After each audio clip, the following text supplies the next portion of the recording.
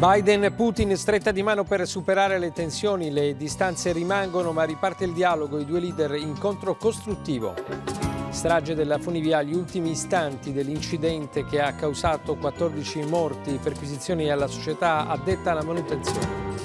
La scomparsa di Saman, torna da noi, faremo come dici tu, la trappola in un messaggio della madre per convincerla a rientrare a casa.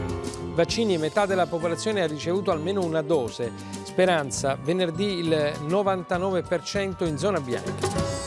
Al via gli esami di maturità, oltre 540.000 studenti, maxi colloquio per ogni candidato nel rispetto delle misure anti-Covid. Caldo record sull'Italia, dalla Sicilia all'Emilia, nel fine settimana si prevedono picchi di 40 gradi, temperature alte anche di notte.